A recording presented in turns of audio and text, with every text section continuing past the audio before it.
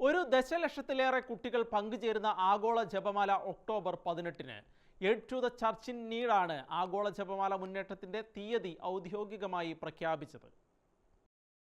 ലോക സമാധാനത്തിനും ഐക്യത്തിനുമായി ഒരു ദശലക്ഷത്തിലേറെ കുട്ടികൾ പങ്കുചേരുന്ന ആഗോള ജപമാല ഒക്ടോബർ 18-ന് നടക്കും. Aid to the church in need എന്ന പൊന്തിഫിക്കൽ ഫൗണ്ടേഷനാണ് അവരുടെ വാർഷിക മുന്നേറ്റമായ ആഗോള ജപമാല മുന്നേറ്റത്തിന്റെ തീയതി ഔദ്യോഗികമായി പ്രഖ്യാപിച്ചത്.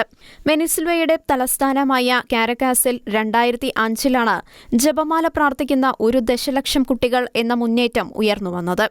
ഒരു ദശലക്ഷം കുട്ടികൾ ജപമാല ചൊല്ലിയാൽ ലോകം മാറും എന്ന വിശുദ്ധ പാദ്രോപ്പിയുടെ വാക്കുകളിൽ നിന്നും പ്രചോദനം ഉൾക്കൊണ്ടാണ് ഈ സംരംഭത്തിന് ആരംഭം കുറിച്ചത്. കുട്ടികളുടെ പ്രാർത്ഥന അമ്പുപോലെ നേരിട്ട് ദൈവത്തിന്റെ ഹൃദയത്തിലേക്ക് എത്തുന്നു. അത് വളരെ ശക്തമാണ്.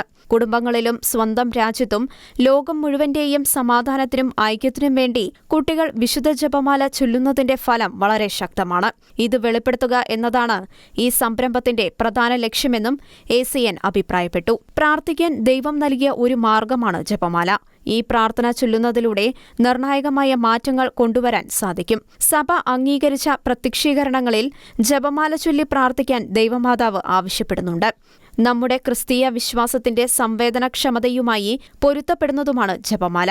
ACN പ്രസിഡന്റ് കർദിനാൾ മൗറോ പിയാൻസെൻസ് പറഞ്ഞു. International desk, Shekinah news.